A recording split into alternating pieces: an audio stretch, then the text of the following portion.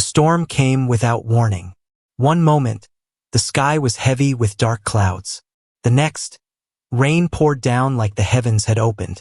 Lightning split the air, turning night into day for a single heartbeat before everything fell back into darkness.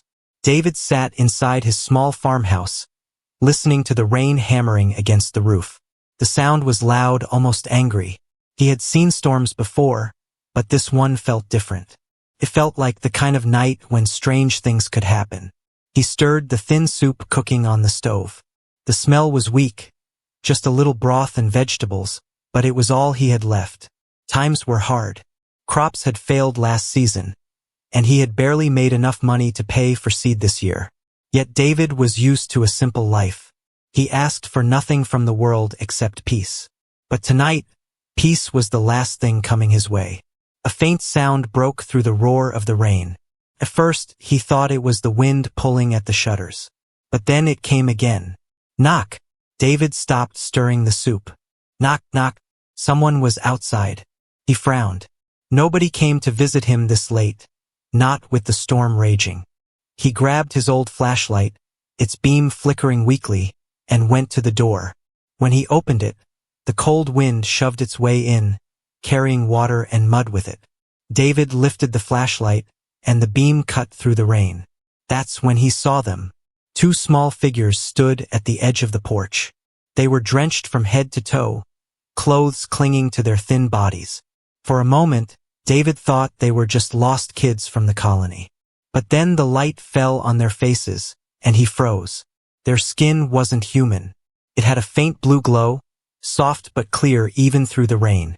Strange silver lines ran across their cheeks like tiny streams of light.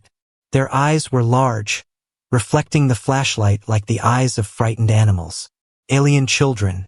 The older one looked about 10 years old, the younger maybe 6. Both were shaking so badly David thought they might collapse right there on his doorstep. The older girl tried to speak. Her lips moved, but only a weak, broken sound came out. The younger one pressed her face into her sister's arm, hiding from the light, from the storm, from everything. David's first thought was to shut the door. Not out of cruelty, but because he knew trouble when he saw it. The colony didn't like aliens, especially not strays. Anyone helping them could face questions, maybe worse. But then the older girl stepped forward, as if using the last of her strength. Her bare feet slipped in the mud. The younger one stumbled with her. David saw the cuts on their legs, the dirt on their skin, the hunger in their eyes, and his heart gave way. "Come inside," he said, louder than the wind. For a second, they didn't move. Then the older one nodded, guiding her sister carefully onto the porch. David pulled them in and shut the door. The warmth of the small room wrapped around them. The storm still howled outside, but in here, there was firelight, the smell of soup, the promise of safety. David brought an old blanket and placed it around their shoulders. They sat near the heater, huddled together like two lost birds. He went back to the stove, poured the thin soup into bowls, and handed it to them. The younger girl didn't wait. She ate quickly, almost desperately, like someone who hadn't seen food in days. The older one ate slower, her sharp eyes flicking toward David every few seconds as if to judge whether this kindness was real or a trap. David didn't speak at first. He let them eat. He knew hunger when he saw it, and he knew it was better to fill the stomach before asking questions. Finally, when the bowls were empty, he asked, "Where are you from?" The older girl hesitated. Her voice was soft, strange, like someone learning human words for the first time. "Running," she said. "Bad men chasing us." David frowned. "Why?" She looked at the sleeping younger girl leaning against her side. Then she shook her head. She wasn't ready to tell him. David saw the marks on their skin glowing faintly in the firelight. Not tattoos. Not decoration. Something else. Something important. The storm raged on outside. Lightning lit up the windows again, followed by a roar of thunder. David didn't know it yet, but opening his door tonight would change his life forever. The storm had passed by morning, but the sky was still gray. The rain had left behind muddy roads and cold air that crept into every corner of David's small house. Inside, the two alien girls sat near the heater, wrapped in the same old blanket David had given them. Their clothes were still damp, their faces pale. The younger one slept peacefully, breathing softly, her small hands holding on to the blanket like it was the only safe thing in the world. But the older girl, she didn't sleep. She sat with her back straight, eyes fixed on the door like she expected someone to break in any moment. Her silver-marked skin glowed faintly in the dull morning light. Her eyes were sharp, too sharp for a child. David noticed it as he cooked breakfast. She wasn't just scared. She was watching, measuring, like someone who had learned to trust nothing. He put a plate of bread and eggs on the table. "Eat something," he said gently. The older girl looked at the food, then at David, her eyes narrow. "It's safe," David said. "No one here will hurt you." She didn't move at first. Then she woke the younger one with a soft shake. The little girl rubbed her eyes and sat up, yawning. Together they moved to the table. The younger one ate quickly again, but the older one chewed slowly, never taking her eyes off David. Finally, David sat across from them. "My name is David," he said. "This is my house. You're safe here." The older girl didn't answer. David tried again. "What are your names?" The younger one looked at her sister, waiting for permission to speak. But the older girl shook her head. "No names," she said finally. Her voice was soft, with a strange accent. "Safer." "Safer?" David frowned. Names were dangerous. He leaned back in his chair. He had taken them in because they were cold, hungry, and scared. But now he began to realize there was more to this. The marks on their skin glowed faintly even in daylight. He had never seen anything like it. Not in the colony. Not anywhere. "Who's chasing you?" David asked carefully. The older girl stopped eating. For a long time she said nothing. Then she whispered, "Bad men. With ships." David's stomach tightened. Ships. That meant trouble far bigger than he had imagined. "Why?" he asked. The girl's eyes flicked to the door again before she answered. "Because we belong. We belong," David repeated, confused. She didn't explain. Before David could ask more, the younger one spoke for the first time. Her voice was small, almost a whisper. "They want to kill us." David looked between them, shocked. Children. Someone wanted to kill children? The older girl shot her sister a sharp look, like she had said too much. Then she turned to David and spoke quickly, her voice trembling now. "You help, we go. Then safe. You know trouble." David understood. They didn't plan to stay. They just needed somewhere to hide until they could run again. But he also knew the colony. Word traveled fast here. Strangers were noticed. Strangers with glowing skin? Even faster. And the men hunting them. If they had ships, weapons, they wouldn't stop. David's eyes moved to the door. He thought he heard something outside. A branch breaking? Footsteps? He couldn't tell. The older girl heard it too. Her head snapped toward the sound, muscles tense like a wild animal ready to run. David stood slowly. He crossed the room and opened the door a crack. Nothing. Just the wind moving through wet trees. But his gut told him someone had been there, watching. When he turned back, the older girl was standing now, her small hand gripping a rusty kitchen knife from the counter. David raised his hands slowly. "Easy," he said. "No one's here." She didn't lower the knife right away. Her eyes stayed on the door for a long time before she finally set it down. David realized then, this girl had seen danger before. Real danger. He had planned to ask more questions, but before he could speak, the younger one gasped and pointed at the window. A shadow moved across the yard. David ran to the window. Through the trees he saw them. 3 men, wearing dark armor, carrying weapons. They were scanning the ground like hunters following tracks. David's blood ran cold. The older girl grabbed her sister's hand. "They come," she whispered. David turned to her. "Who are they?" She met his eyes.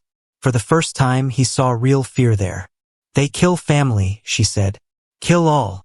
And now, they were here. The morning felt heavy. The storm had gone, but the air carried a strange silence. David stood at the window, watching the three armed men moving through the trees. They were dressed in dark armor, their helmets hiding their faces. The way they scanned the ground made it clear they were tracking something. Or someone. David didn't need to ask who. Behind him, the older alien girl held her little sister close. Both stared at the men outside with wide, fearful eyes. The younger one trembled so badly that David could see her shoulders shaking under the blanket.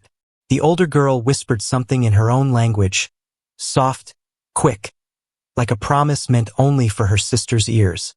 Then she turned to David. "They find us," she said. "We go." David shook his head. "You can't run now. They're too close. They'll see you." She looked toward the back door, then at the woods beyond the house. "Hide?" she asked. David thought fast. His house had a small cellar under the floorboards. He used it for storing grain and tools. It wasn't much, but it was hidden. "Yes," he said. "Down there. Stay quiet." The girl nodded.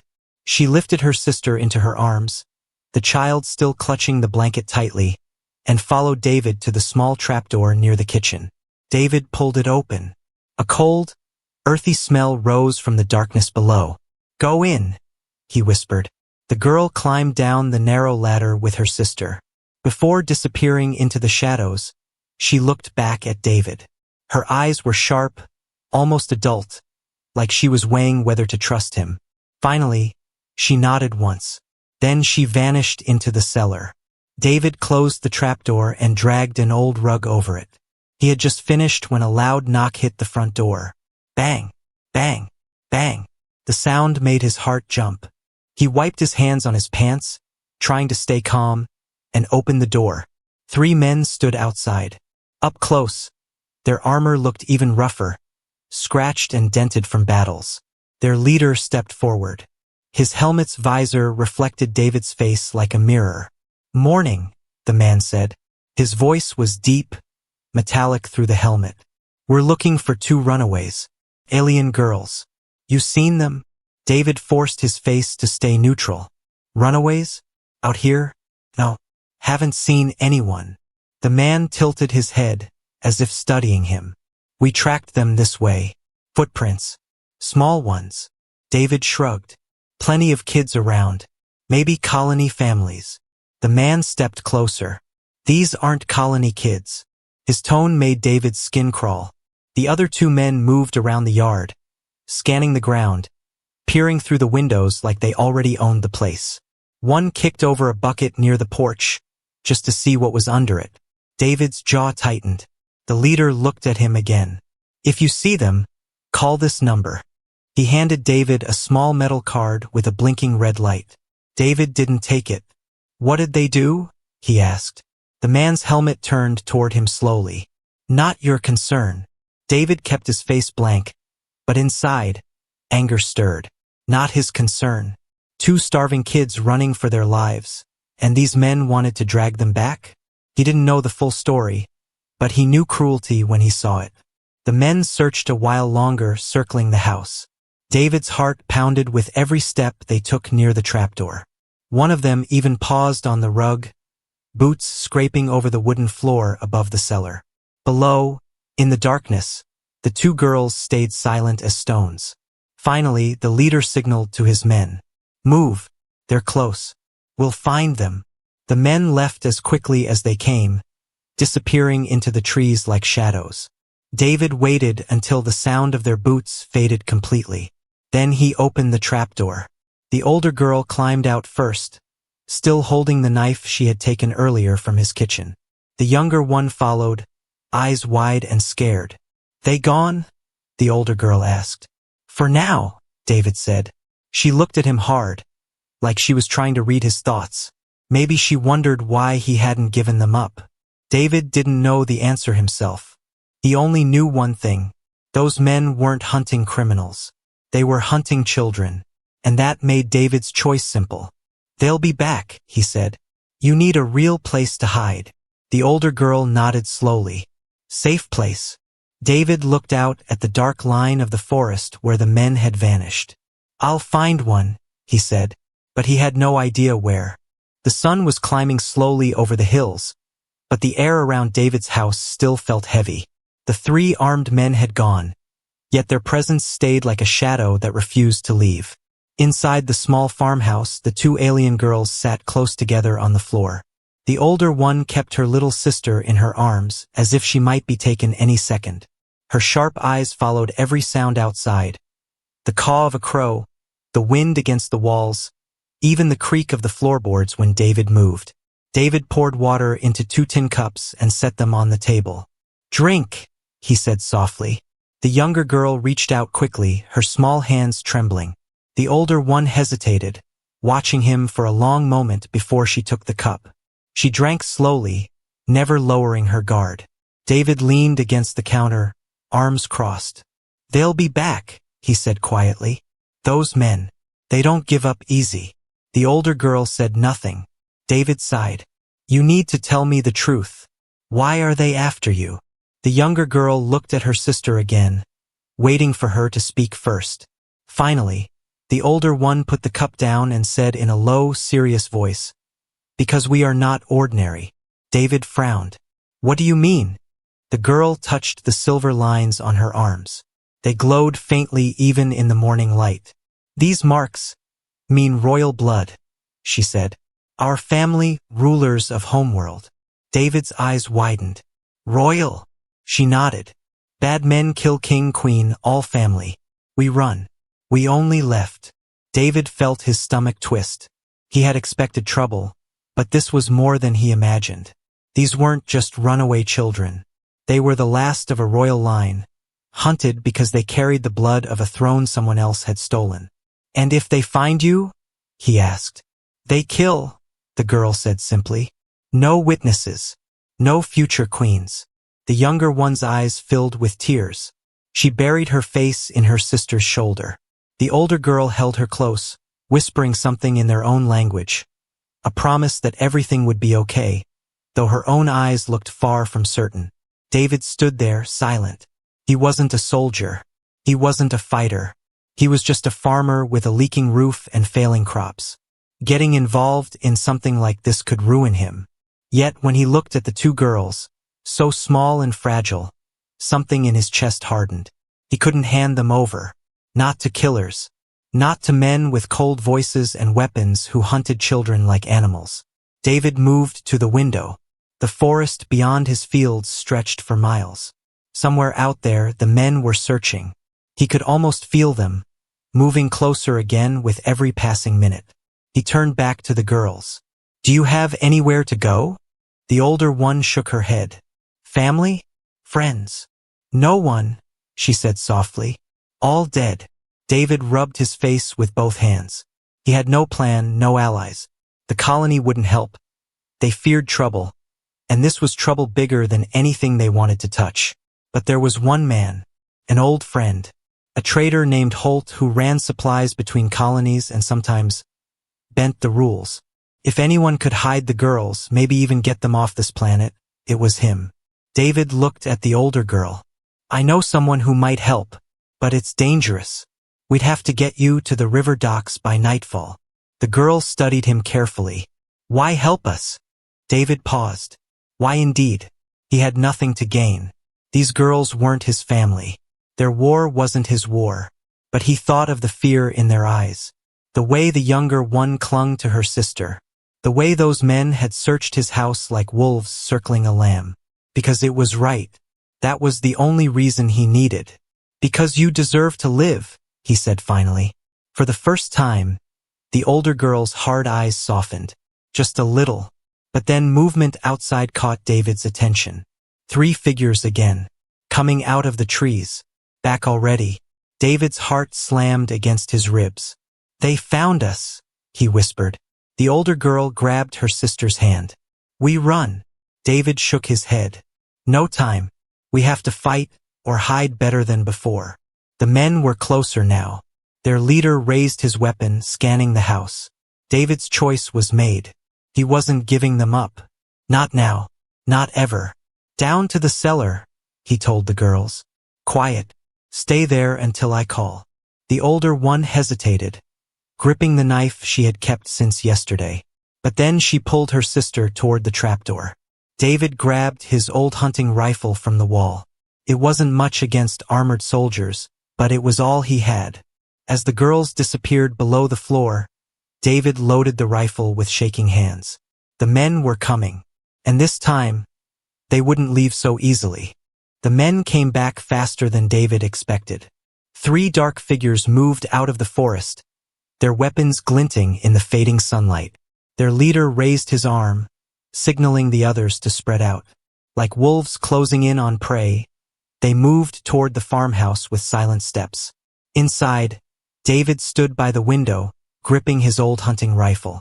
His hands felt damp with sweat, but his face stayed calm. Under the floor, the 2 alien girls waited in the cellar, hidden beneath the trapdoor and the rug.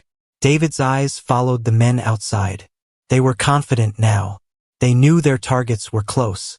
The leader slammed a fist on the door. Bang! Bang! Bang! Open up! The voice was sharp, cold. We know they're here. David didn't move. Open! The voice growled again. Or we come in. Slowly, David stepped to the door. He opened it halfway, his rifle resting against the frame. You've got no right to search my house, he said. The leader tilted his helmeted head. We have every right. Those girls are dangerous. You don't understand what you're protecting. They're children, David snapped. The man laughed, a low, bitter sound. Children? They carry the blood of rebels. They will grow up to destroy worlds. Better to end it now. David felt anger rise in his chest. He had no idea about thrones or wars or rebellions. All he knew was that these 2 small girls were scared, hungry, and alone. And he wasn't giving them up. Search somewhere else, David said coldly. You're not coming in. The man stepped closer, his hand on his weapon. Move aside, farmer. Last warning. David's finger tightened on his rifle. You take 1 step inside, he said, and you'll find out how farmers handle wolves. For a moment, silence hung heavy between them. Then the leader lowered his hand slowly. Fine, he said. We'll burn the place instead. David's eyes widened. What? The man raised his arm. One of the soldiers at the back pulled something from his belt. A small, black device. A fire starter. David didn't wait. He raised his rifle and fired. The shot cracked through the air. The soldier with the fire starter fell back, his weapon flying from his hand. Chaos erupted. The leader shouted an order, and the 2 remaining men fired at the windows. Glass shattered. Wood splintered. David ducked behind the wall as bullets tore through the doorframe. Under the floor, the younger alien girl covered her ears, trembling. The older one held her close, whispering in their own language to stay calm, to stay quiet. David reloaded quickly. His rifle was old, slow, but he knew how to use it. He fired again, forcing the soldiers to scatter. Then, from the corner of his eye, he saw movement, the girls climbing out of the cellar. No, he shouted. Stay down. But the older girl shook her head. They come inside soon, she said. We run now. David's mind raced. She was right. If the men broke through the door, the girls would be trapped. He fired another shot, forcing the soldiers to stay low, then ran to the girls. Follow me, he said. Back door. Quick. The girls clung to him as he led them through the kitchen, out the back door, into the open fields. Bullets tore through the walls behind them. Shouts rose in the air. The older girl grabbed David's sleeve. Where? The river docks, David said, breathing hard. My friend Holt, he can hide you. Get you off this planet. The younger one stumbled as they ran, her small legs struggling to keep up. David lifted her into his arms without stopping. The forest loomed ahead. Shadows stretched long as the sun dipped lower. Behind them, the soldiers gave chase. David pushed forward, his lungs burning. He knew the woods better than any outsider. If they could reach the old trail near the river, they might escape. But the soldiers were fast. Their armor clanked through the trees. A bullet whistled past David's shoulder, slamming into a tree trunk. The older girl picked up a stone and threw it back with surprising strength. It hit one soldier's helmet with a loud crack, making him stumble. David almost smiled. Fierce kid. They ran deeper into the forest. The sounds of the soldiers grew fainter as the trees thickened around them. Finally, through the branches, David saw it, the river, glinting in the last light of day.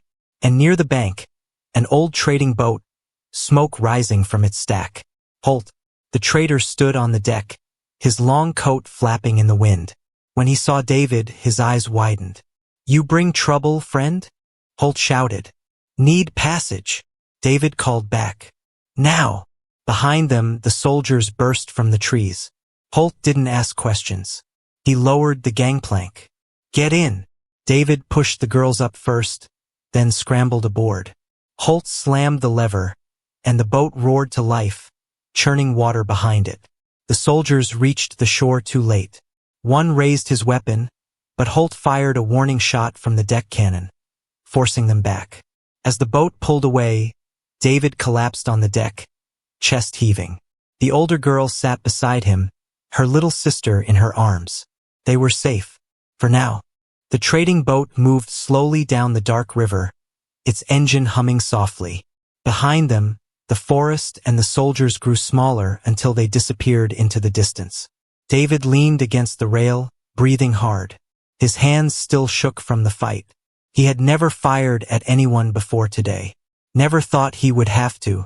Now 3 armed men hunted him, because he had chosen to protect 2 frightened girls. The older alien girl sat on the deck with her sister in her arms. The younger one had finally fallen asleep, her small face buried against her sister's shoulder. But the older girl stayed awake, her silver-marked skin glowing faintly in the moonlight. Her eyes were sharp as always, scanning the dark riverbanks as if danger might appear any second. Holt, the trader, steered the boat with steady hands. His long coat flapped in the wind as he turned toward David. "Who are they?" Holt asked. "Those soldiers." "Not soldiers," David said quietly. "Hunters." Holt raised his eyebrows. "Hunting kids." David nodded toward the girls. "Royal kids. Their families gone. These men want them dead too." Holt let out a low whistle. "You really know how to bring trouble, friend." David didn't answer. He was watching the girls. The older one felt his eyes on her. "We leave tonight?" she asked softly. Holt nodded. "There's a cargo ship at the big port. It leaves before sunrise. I can get you on it. It goes far, different system, different colonies. Those hunters won't find you there." The girl listened silently.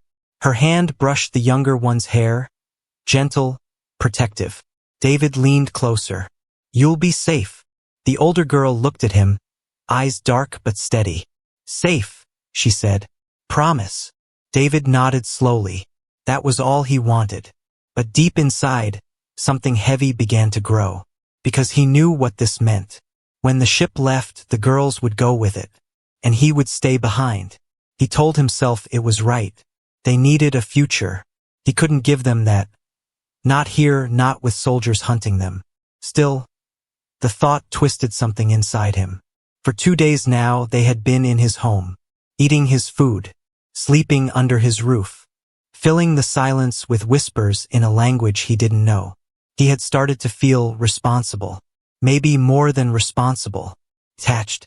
David shook his head. No, he couldn't think like that. He was just a farmer. They were royal blood from another world. Their lives were bigger than his. The boat reached the port before midnight. It was a rough place, filled with traders, mercenaries, and travelers moving between worlds. Dim lights glowed through the fog. The smell of fuel and river water mixed in the air. Holt led them through narrow alleys toward the docked cargo ship. Its huge metal frame towered above the water, engines humming softly as workers loaded crates. "This ship leaves in 1 hour," Holt said. "Captain owes me a favor. He'll hide the girls in the medical bay. They'll be safe until they reach the next system." The older girl nodded slowly. David stayed quiet. Finally, the girl turned to him. "You not come?" David shook his head. "I can't. My life, my farm, it's here." The younger one, now awake, clutched his sleeve. "You come too," she said in a small voice. David felt his chest tighten.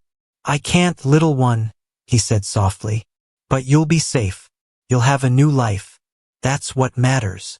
The older girl studied him for a long moment. Her eyes weren't as hard as before. Something softer was there now. Respect. Maybe even trust. "You save us," she said quietly. "We never forget." David forced a small smile. "Just stay alive. That's all I want." The ship's captain waved from the deck. "Time to go." The older girl lifted her sister into her arms. Together, they climbed the gangplank. Halfway up, the younger one turned and waved at David, her small hand trembling in the cold air. David raised his hand slowly in return. The older girl stopped at the top for one last look. The wind caught her hair, silver under the moonlight. "We come back," she said. Her voice was steady, certain. David didn't speak. He just nodded. The girls disappeared into the ship. Moments later, the engines roared to life. David stood on the dock as the cargo ship pulled away, its lights glowing faintly through the fog. He stayed there long after it vanished into the sky. The night felt empty now, but deep inside, David knew this wasn't the end. Someday, those girls would return.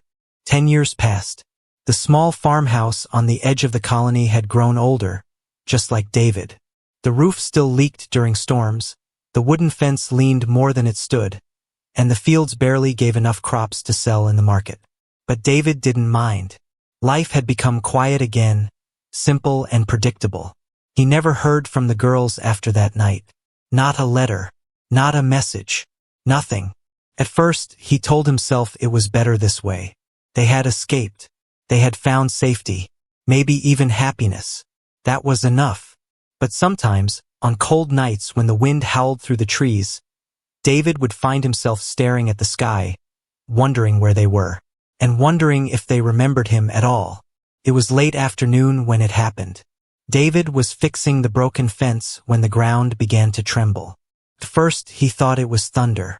Then the tremble grew stronger.